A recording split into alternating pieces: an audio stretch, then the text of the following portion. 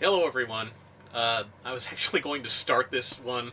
After I had watched the movie, I was going to do a fake reaction video where I act like a goofy, hyperactive fanboy.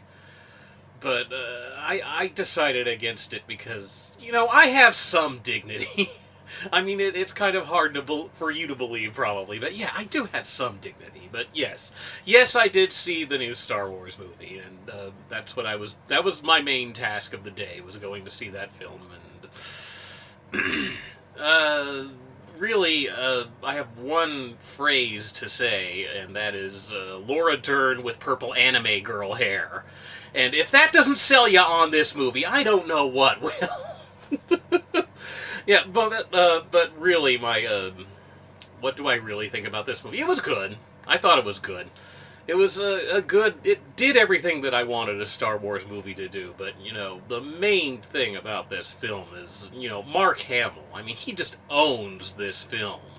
I mean, he's just so good. I mean, I never thought he was a bad actor, but since his days back in the '70s, he has really, really grown as an actor, and I'm kind of amazed by that because most of his acting since then has been, voice only. He's been mainly known as a voice actor, so having him, just do the whole range of, on-screen acting in this, I mean, he's really, really good because, and it's also well written, the parts about him, because you get this idea of what happened after Return of the Jedi with him, and the he's a very conflicted character, and you get all the it doesn't feel forced at all. It just feels very natural. You seem like yes, this seems believable that this character would be going through these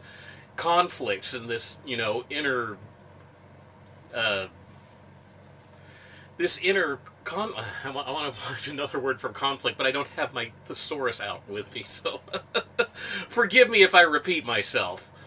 But that's yeah, he was basically the main thing that I enjoyed with this.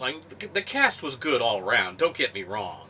I mean, everyone was really good in this, but he really just knocked it out of the park. He was just so good in this, and of course, it was really sweet to see Carrie Fisher in her last on-screen role. That was, yeah, I kind of had to choke back some tears at some point because it's just like, yeah, we're not going to see her anymore. Sigh, but yes, I really did enjoy this. And of course, you have to bring up the what is it, Porg, the penguin minions that were all around Luke's island there. It's, yeah, people are making a big deal about that. But what they should be making a big deal about are so much cooler in my eyes are the crystal foxes on the crystal planet that they're at later on. I hope this isn't too much of a spoiler, but those things, yeah, those things were gorgeous. I just love those things. But that's basically all I have to say about the film itself. But yeah, go see it if you like Star Wars, you'll like this movie. It's I compared to The Force Awakens, which I thought it that one was a little too a little too predictable.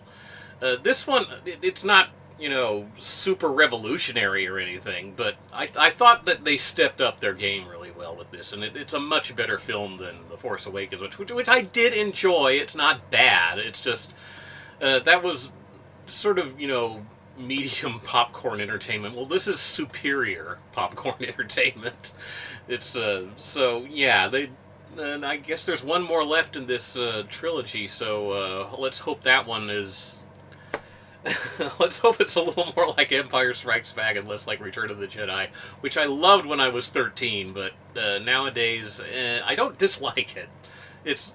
But it's mainly one of those nostalgic things. Really, the whole Star Wars thing is nostalgia for me. And for the record, I've still never seen any of the prequels, and after all I've heard about them, I'm not sure I want to.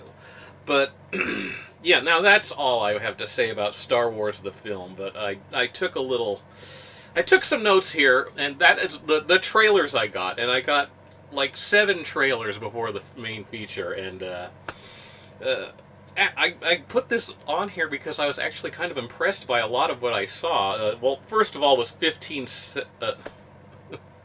317 to Paris, which that looked like propaganda to me.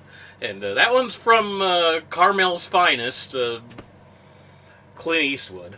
He directed that. And then Every Day, which was, I guess it's aimed at tweens, but it actually looks like a pretty provocative piece of cinema because it's about this. It kind of looks very Twilight Zone-y. About this kid who occupies a different body every day, and this girl that falls in love with this person, and because it's a different person every time, it's their gender keeps changing, and so yeah, this seems kind of provocative for a thing that's like aimed at teens or tweens or something.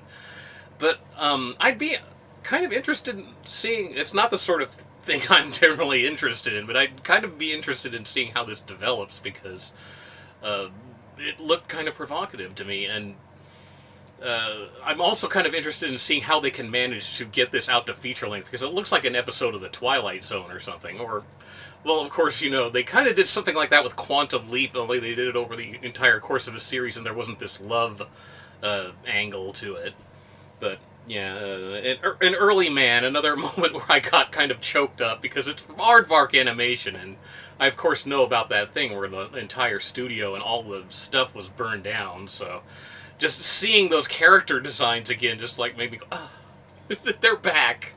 So yeah, that's something I do want to see. And Annihilation, which that kind of looked like, I don't know, cross between Alien and the Andromeda strain or something. I don't know, but it's interesting in that it seems to be largely a female cast for an action movie. But I don't know.